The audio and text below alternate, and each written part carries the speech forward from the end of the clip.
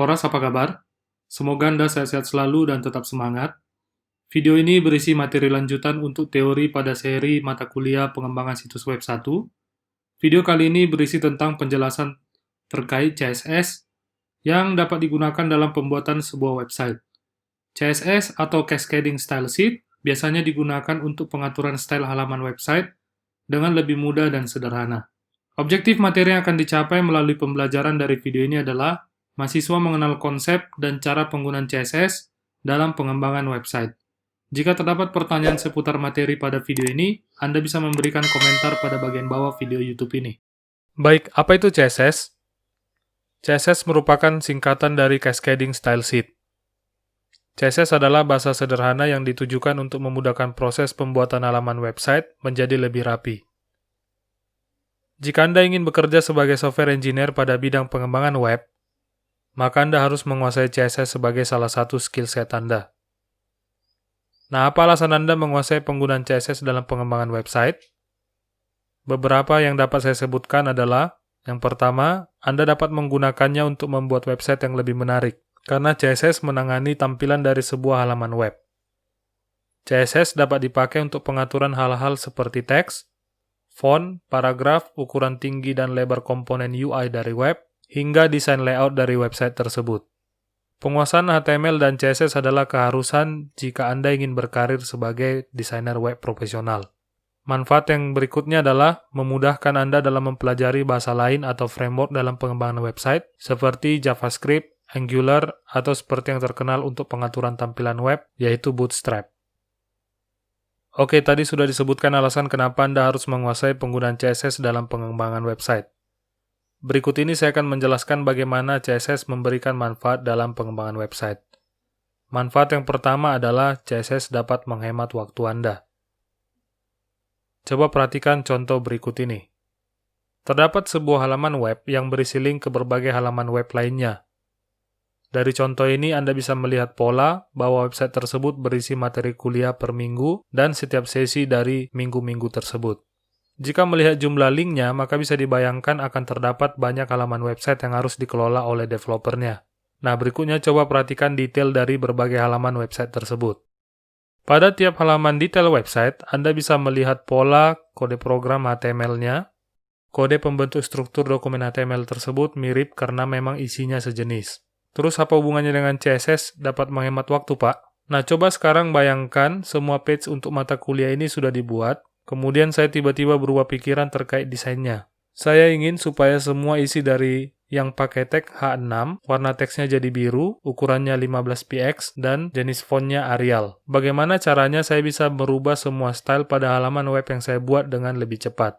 Coba Anda pikirkan solusinya. Saya yakin Anda menjawab seperti ini. Pak, saya edit saja setiap kode HTML pada setiap halaman webnya. Nah, betul, kalau pure HTML, seperti ini yang Anda lakukan untuk melakukan update style pada halaman web. Tapi coba bayangkan kalau terdapat puluhan atau bahkan ratusan halaman web yang Anda harus edit kode HTML-nya secara manual. Belum lagi kalau lingkungan pengembangan website-nya yang dinamis, di sini dapat terjadi perubahan kebutuhan desain web dengan cepat. Anda sebagai web developer bisa kewalahan dan lelah mengganti itu semua. Oh no! Ya, oh no. Oke, dengan CSS, Anda dapat mengatasi masalah tadi dan Anda bisa menghemat banyak waktu. Kok bisa? Pertama, Anda dapat mendefinisikan style untuk setiap elemen HTML, bahkan Anda bisa bedakan untuk elemen yang sama tetapi berbeda identitas. Misalnya Anda deklarasikan style untuk H6 menggunakan CSS, suatu saat Anda butuh elemen H6 dengan style yang berbeda, Anda bisa gunakan CSS juga untuk pengaturan stylenya tanpa mengganggu style H6 yang sudah ada. Kemudian, Anda hanya perlu sekali saja menuliskan definisi style elemen HTML menggunakan CSS, tapi kemudian Anda dapat gunakan kembali style tersebut di banyak file HTML. Nanti bisa Anda lihat bahwa deklarasi style menggunakan CSS bisa dilakukan terpusat, misalnya dalam sebuah file. Isi file tersebut dapat di-embed ke dalam banyak file HTML, dan style yang didefinisikan di sana dapat dipakai. Jika terdapat permintaan untuk perubahan style, maka Anda cukup mengubah definisi style pada file tersebut. Dengan demikian, salah satu kegunaan aplikasi CSS adalah kemudahan dalam melakukan perawatan. Untuk melakukan perubahan secara global, Anda cukup mengubah definisi stylenya dan semua elemen akan berubah secara otomatis. Keuntungan berikutnya dari aplikasi CSS adalah proses loading halaman web yang lebih cepat. Bagaimana bisa? Kata kuncinya adalah sentralisasi style dengan menggunakan CSS yang definisinya cukup dituliskan sekali untuk semua elemen HTML. Jadi Anda tidak perlu menulis ulang semua atribut dari tag HTML. Anda menggunakan kode program lebih sedikit, dan sebagai akibatnya besar file lebih kecil dan waktu untuk mengunduh atau mendownload lebih singkat. Loading halaman bisa lebih cepat.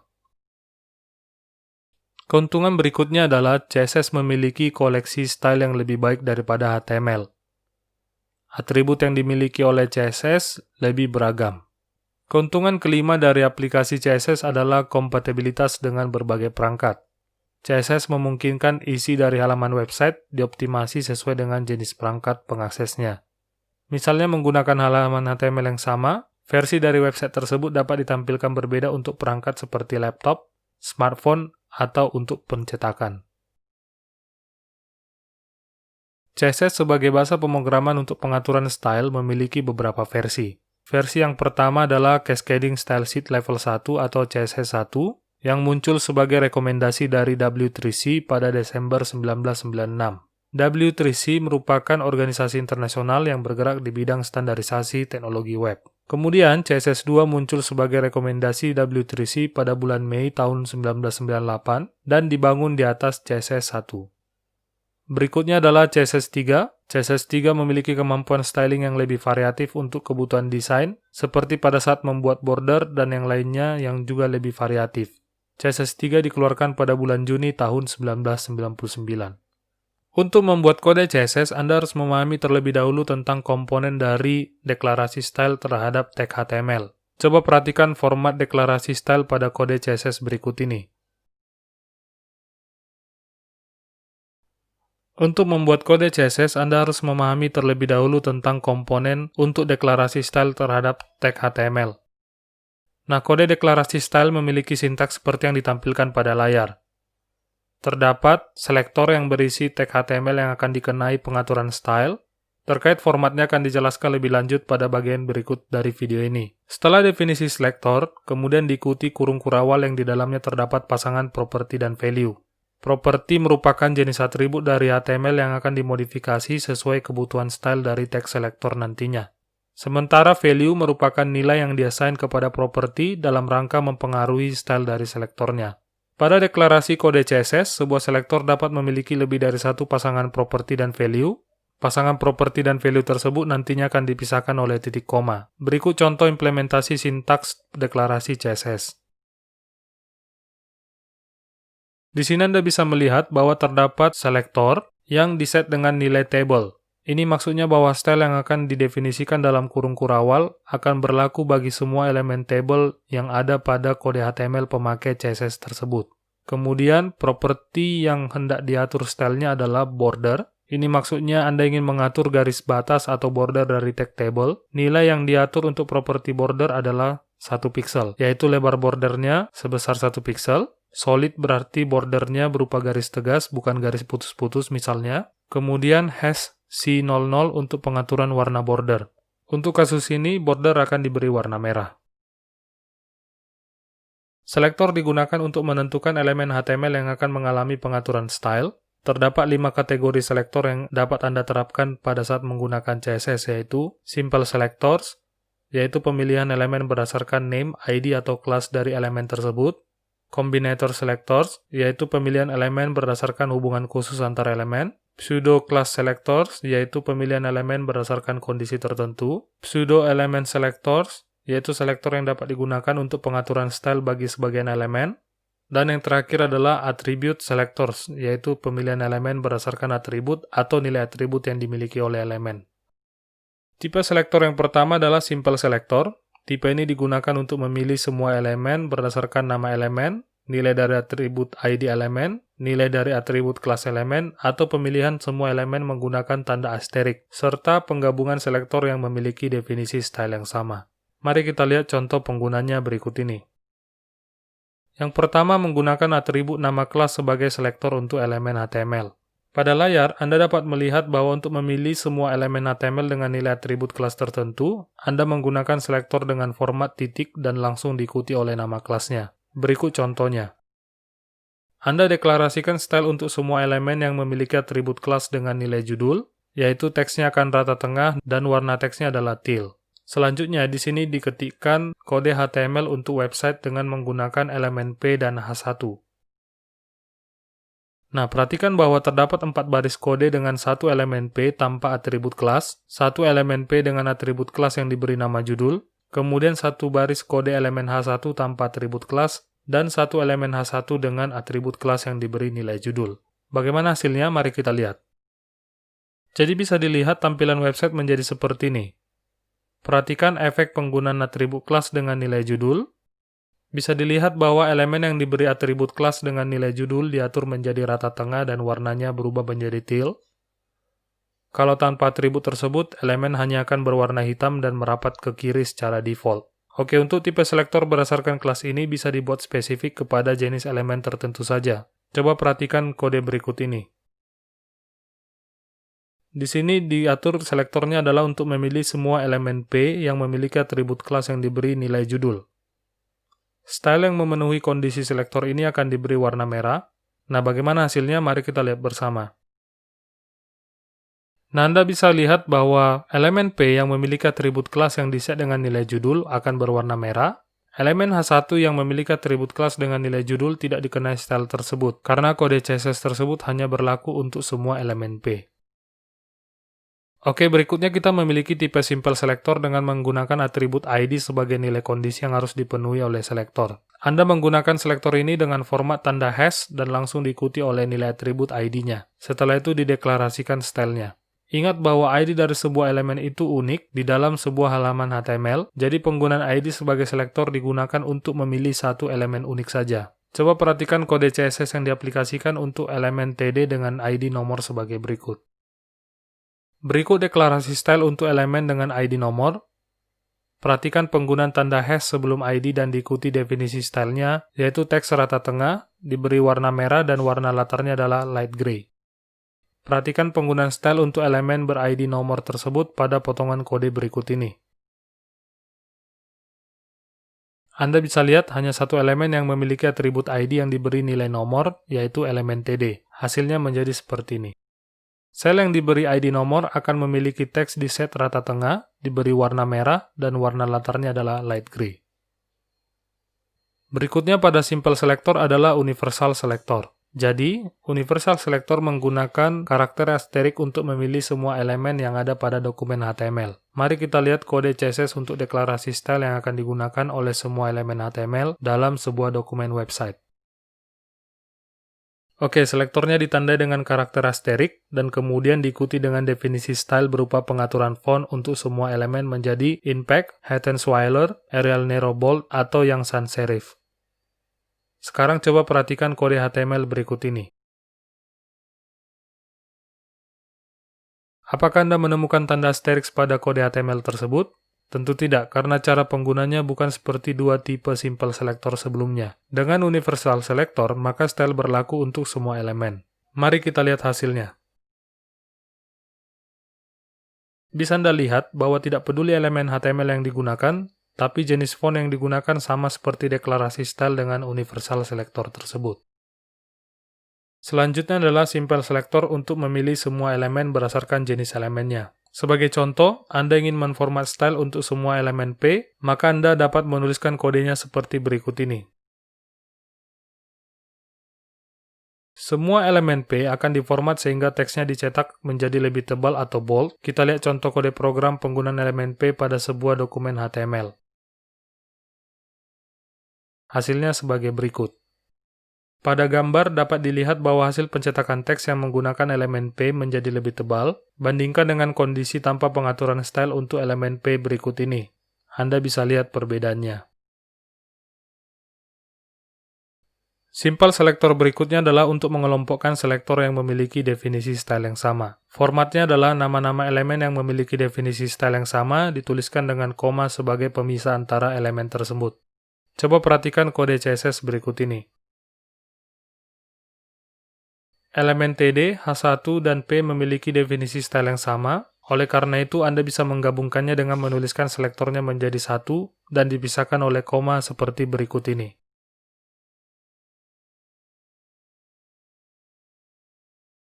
Oleh karena itu, Anda bisa menggabungkannya dengan menuliskan selektornya menjadi satu dan dipisahkan oleh koma seperti berikut ini. Oke, sekarang kita akan melihat tipe selektor yang lain, yaitu kombinator selektor.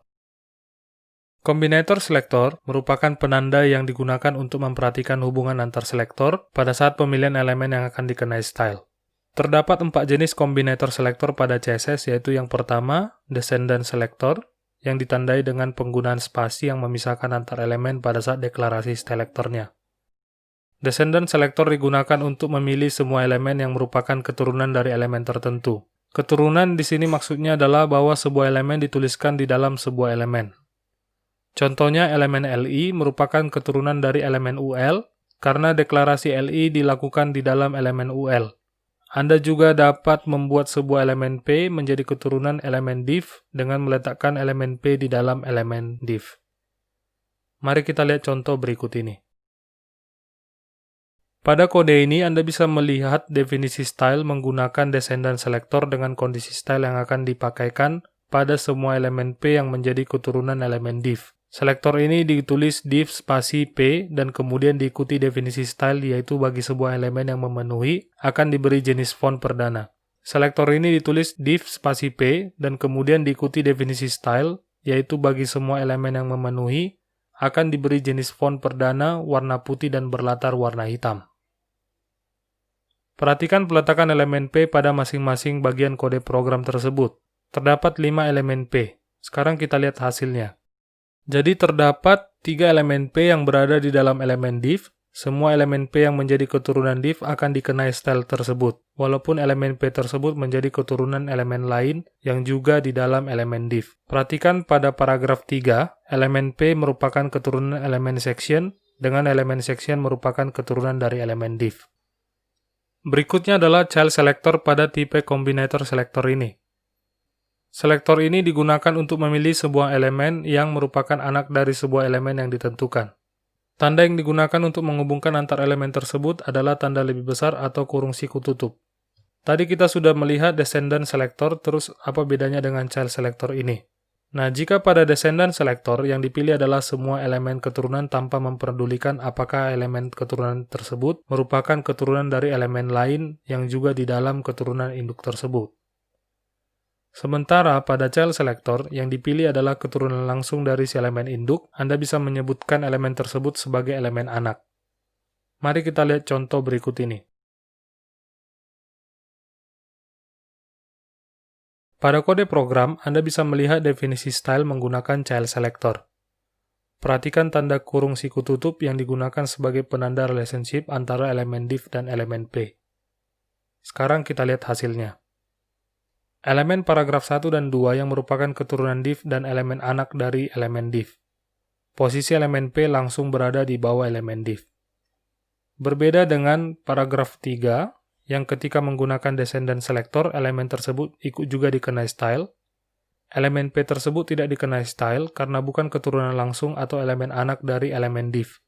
Elemen P tersebut merupakan elemen anak dari elemen section. Bisa kita sebutkan juga bahwa elemen P tersebut merupakan elemen cucu dari elemen div dari sisi keturunannya.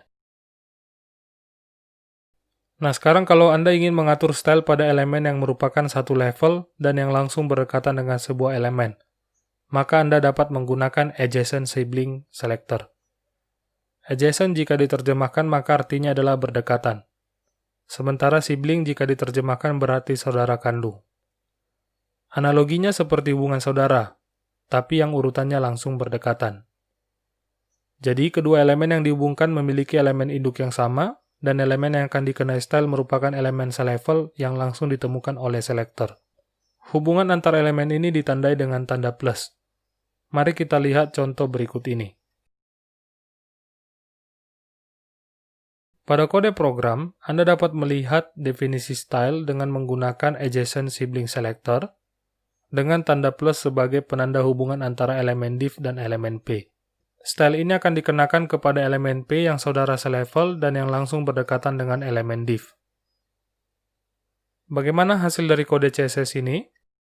Nah, Anda bisa melihat bahwa hanya satu elemen P yang terpilih, yaitu yang selevel dengan elemen div dan yang posisinya langsung berdekatan. Elemen P yang terpilih adalah elemen paragraf 4. Jika Anda perhatikan bahwa elemen P pada paragraf 5 juga satu level dengan elemen div, tapi tidak dikenai style. Alasannya adalah elemen P ini bukanlah elemen selevel yang posisinya langsung berdekatan dengan elemen div. Nah, pertanyaannya, bagaimana caranya agar elemen paragraf 5 itu juga ikut terpilih karena sama-sama selevel atau saudaraan dengan elemen div? Jawabannya adalah dengan menggunakan General Sibling Selector. Selektor ini dapat dipakai untuk memilih semua elemen yang menjadi saudara atau selevel dengan elemen tertentu. Mari kita lihat contoh berikut ini. Di sini kita bisa melihat definisi style menggunakan General Sibling Selector yang menggunakan tanda cacing atau tilde sebagai penanda hubungan antara satu elemen dengan elemen lain. Dengan selektor ini, maka style akan dipakaikan pada semua elemen P yang selevel dengan elemen div tanpa memperhatikan apakah posisinya berdekatan atau tidak. Bagaimana dengan hasil penggunanya? Mari kita lihat gambar berikut ini. Nah, pada bagian video ini Anda bisa melihat bahwa elemen paragraf 4 dan 5 dikenai style karena kedua elemen P tersebut merupakan saudara atau memiliki level yang sama dengan elemen div. Menggunakan General Sibling Selector tidak dilakukan pengecekan posisi elemen selevel tersebut, apakah posisinya berdekatan atau tidak. Oke, kita lanjut ke jenis berikutnya, yaitu Pseudo Class Selectors. Selectors ini digunakan untuk memilih elemen berdasarkan kondisi atau state tertentu dari elemen tersebut. Sintaks penggunaan selektor ini adalah sebagai berikut. Perhatikan penggunaan titik 2 sebagai pemisah selektor dan pseudo-kelasnya. Oh ya, penamaan pseudo-kelas tidak case sensitif, artinya penggunaan huruf besar atau huruf kecil dimaknai sama saja untuk penamaan. Sebagai contoh, selektor ini dapat digunakan untuk mengatur style dari sebuah elemen ketika seorang pengguna melakukan mouse over terhadap elemen tersebut. Sintaks contoh bisa Anda lihat sebagai berikut. Terdapat selektor untuk semua div dengan pseudo-kelasnya adalah hover. Keduanya dipisahkan oleh titik 2. Hasil dari selektor dengan pseudo-kelas tersebut dapat dilihat sebagai berikut. Anda bisa melihat bahwa elemen div akan dikenai style jika mouse sedang melakukan hover terhadap div tersebut. Sebagai contoh berikutnya adalah penggunaan selektor ini untuk pengaturan style yang berbeda untuk link dengan kondisi belum dikunjungi atau unvisited, kondisi sedang terpilih, serta kondisi sudah dikunjungi. Sintaks contoh bisa Anda lihat sebagai berikut. Perhatikan penggunaan selektor untuk semua link dengan pseudo-kelasnya ada yang link, aktif, dan visited. Pseudo-kelas link ditujukan untuk pengaturan style link untuk kondisi belum dikunjungi atau unvisited link. Pseudo-kelas aktif untuk pengaturan style link untuk kondisi sedang dipilih. Sementara visited merupakan pseudo-kelas untuk pengaturan style bagi link yang sudah dikunjungi. Hasil dari selektor dengan pseudo-kelas tersebut dapat dilihat sebagai berikut. Lihat bahwa kondisi default sebuah link, yaitu tujuan link tersebut belum pernah dikunjungi, maka link akan diberi warna merah. Kemudian jika sedang terpilih, maka teks link akan diberi warna biru dengan warna latar adalah hitam. Dan jika link sudah pernah dikunjungi, maka warnanya akan menjadi warna hijau. Oke, selanjutnya kita akan melihat jenis selektor berikutnya, yaitu pseudo element selector.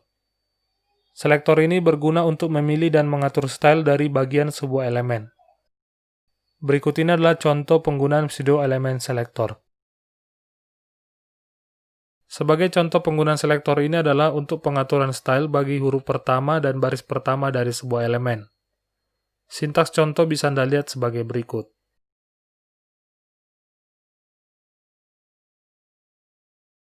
Perhatikan penggunaan selektor untuk baris pertama elemen P dikenai style berupa warna hijau dan font variannya diatur menjadi small caps. Kemudian berikutnya adalah selektor untuk huruf pertama elemen P yang dikenai style berupa warna magenta dengan ukuran fontnya adalah XX large. Antara selektor dan pseudo elemennya dipisahkan oleh dua tanda titik 2. Nah, terdapat dua buah elemen P pada contoh kode ini. Hasil dari selektor dengan pseudo elemen tersebut dapat dilihat sebagai berikut. Nah, Anda dapat melihat bahwa semua huruf pertama pada elemen P diberi warna magenta dan ukurannya lebih besar dari huruf berikutnya. Kemudian semua baris pertama diberi warna hijau dan dalam variasi font berupa small caps. Coba perhatikan bahwa ketika saya mengecilkan ukuran browser, maka terjadi pergeseran teks yang terletak pada baris pertama elemen P. Semakin ukuran browser dikecilkan, maka teks yang berada pada baris pertama juga berkurang, dan yang dikenai style untuk pseudo selector first line ini juga akan berubah. Sebagai contoh berikutnya, penggunaan selektor ini adalah untuk pengaturan style bagi bagian dari elemen yang sedang dipilih oleh pengguna. Sintaks contoh bisa Anda lihat sebagai berikut. Pada layar Anda bisa melihat bahwa terdapat penggunaan selektor untuk pseudo elemen berupa penggunaan dua buah titik 2 dan diikuti kata kunci selection. Dengan demikian, maka setiap bagian dari elemen sedang dipilih oleh pengguna, maka stylenya teks menjadi warna merah dan warna latar menjadi kuning. Hasil dari selektor dengan pseudo elemen tersebut dapat dilihat sebagai berikut. Nah, Anda bisa melihat bahwa setiap kali ada bagian dari elemen yang sedang dipilih, maka akan dikenai style berupa teks berwarna merah dan warna latarnya adalah kuning.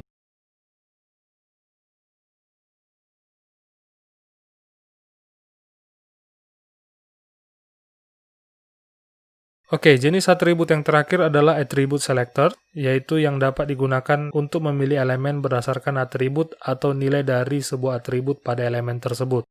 Berikut ini contoh penggunaan atribut selector untuk memilih elemen A jika elemen tersebut memiliki atribut download. Jika kondisi tersebut dipenuhi, maka akan dikenakan style berupa warna latar adalah kuning. Kemudian jika atribut target dari elemen A tersebut bernilai underscore parent, maka style yang akan dikenai pada elemen terpilih adalah warna latar menjadi pink. Sintaksnya adalah sebagai berikut. Perhatikan cara penggunaan atribut selektor yang khusus untuk kemunculan atribut, serta atribut selektor untuk kondisi kehadiran sebuah atribut dengan nilai tertentu. Hasilnya akan ditampilkan sebagai berikut. Pada hasilnya Anda bisa melihat, sintaks atribut selektor untuk elemen A yang memiliki atribut download akan memiliki style sesuai dengan yang didefinisikan. Kemudian, elemen A yang memiliki atribut selektor dengan atribut target memiliki nilai underscore parent akan dikenai style sesuai dengan yang didefinisikan. Terdapat 3 cara penggunaan CSS dalam kode HTML. Cara ini digunakan agar kode program CSS dapat dimasukkan ke dalam kode halaman website Anda dan dieksekusi oleh web browser sesuai peruntukannya. 3 cara penggunaan CSS tersebut adalah yang pertama embedded CSS, kemudian inline CSS, dan kemudian yang ketiga adalah external CSS. Anda dapat memilih cara penggunaan sesuai kebutuhan Anda. Masing-masing cara akan dijelaskan pada bagian berikut ini. Cara yang pertama adalah dengan mengembed CSS menggunakan elemen style yang diletakkan pada bagian head dari kode HTML website. Mengenai penggunaan cara ini, Anda harus memahami bahwa style CSS yang dibuat hanya akan berlaku pada satu halaman website itu saja. Berikut ini adalah cara penggunaannya. Anda bisa lihat bahwa deklarasi CSS dilakukan sebagai value pada elemen style yang dituliskan pada bagian elemen head dalam dokumen HTML. Penggunaan CSS berikutnya dilakukan dengan cara inline CSS. Dalam cara ini, CSS dibuat pada atribut style dari sebuah elemen HTML. Dengan demikian, style tersebut hanya diaplikasikan untuk elemen itu saja. Style menjadi unik untuk elemen yang mendefinisikan CSS pada atributnya. Pada penggunanya, sebuah elemen bisa memiliki kombinasi properti dan value lebih dari satu. Antar pasangan properti dan value tersebut dipisahkan oleh titik koma. Perhatikan contoh penggunaan inline CSS berikut ini. Elemen P pada contoh ini menggunakan CSS yang didefinisikan sebagai value dari atribut style yang dimilikinya. Khusus untuk elemen P ini, warna teksnya adalah merah dan diatur agar teksnya berada di tengah. Untuk elemen P lainnya, pengaturan ini tidak berlaku. Nah, berikutnya style dapat disimpan pada file terpisah dari file dokumen HTML sebuah website atau external CSS. Style tersebut disimpan dalam sebuah file dengan ekstensi .css. Kemudian untuk penggunanya dalam sebuah dokumen HTML, maka membuat referensi terhadap file .css tersebut dengan menggunakan elemen link yang diletakkan di dalam elemen head. Dengan pembuatan style di dalam sebuah file .css, maka Anda dapat mengganti tampilan dari sebuah website dengan mengedit sebuah file. Semua file yang mereferensikan file CSS tersebut dengan menggunakan elemen link akan terkena dampak dari pengeditan file tersebut secara otomatis. Tentu hal ini menghemat waktu pengeditan berbagai dokumen HTML yang membentuk sebuah website. Untuk penggunaan eksternal CSS, silakan melihat contoh berikut ini. Pada contoh style didefinisikan dalam file .css yang diberi nama gaya. Dalam file tersebut, Anda bisa melihat beberapa selektor dan kombinasi properti dan value yang akan dikenakan oleh elemen sesuai dengan selektor yang ada. Anda bisa menggunakan teks editor kesayangan Anda untuk membuat file .css tersebut. Harap diingat bahwa isi file tersebut hanya deklarasi style, tidak boleh ada tag HTML pada file tersebut.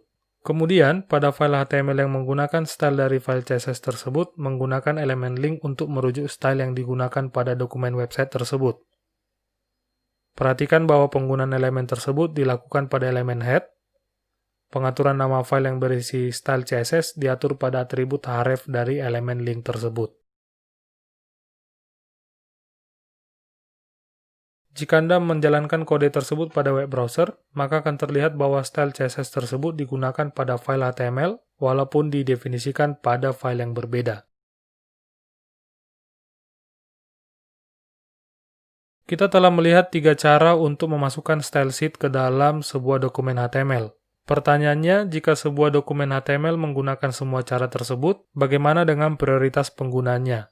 Properti dan value mana yang akan dikenakan kepada sebuah selektor yang diatur pada masing-masing style sheet yang digunakan pada dokumen HTML tersebut? Inline style sheet mendapatkan prioritas tertinggi. Jadi, inline style akan membatalkan semua aturan yang telah didefinisikan dalam embedded style atau file eksternal style sheet. Kemudian prioritas berikutnya adalah embedded style. Semua aturan yang didefinisikan dalam embedded style akan membatalkan semua aturan yang didefinisikan pada file external style sheet. Dengan demikian, semua aturan yang didefinisikan pada external style sheet mendapatkan prioritas terendah dan hanya akan diaplikasikan jika kedua aturan di atasnya tidak digunakan. Nah, untuk kebutuhan pembuatan komentar pada kode CSS, caranya sangat mudah. Anda tinggal meletakkan komentar tersebut di dalam blok /**//. Sama seperti cara Anda membuat komentar dalam bahasa pemrograman C, menggunakan cara ini bisa juga untuk membuat komentar multibaris.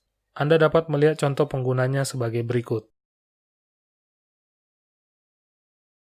Dalam penggunaan CSS, terdapat value yang memerlukan unit pengukuran, misalnya seperti pengaturan ukuran font, jarak padding, atau margin. Anda dapat memilih salah satu dari unit pengukuran yang disediakan seperti pada tabel berikut ini. Anda dapat menggunakan unit pengukuran dalam bentuk persentase, sentimeter, ex, inci, milimeter, pika, poin, atau sesuai piksel layar.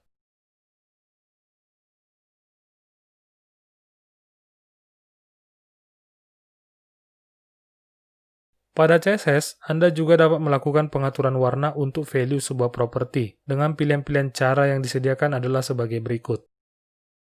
Anda dapat menggunakan hex code yang ditandai dengan penggunaan tanda hash dan diikuti 6 karakter yang mewakili warna yang akan digunakan.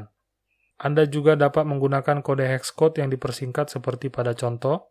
Kemudian Anda juga bisa menggunakan kode RGB dalam persentase. Penggunanya bisa Anda lihat pada contoh dalam video ini. Pilihan berikutnya adalah penggunaan RGB absolut, atau Anda menggunakan kata kunci yang mewakili sebuah warna, misalnya red untuk merah, cyan untuk biru muda, atau magenta untuk warna keunguan.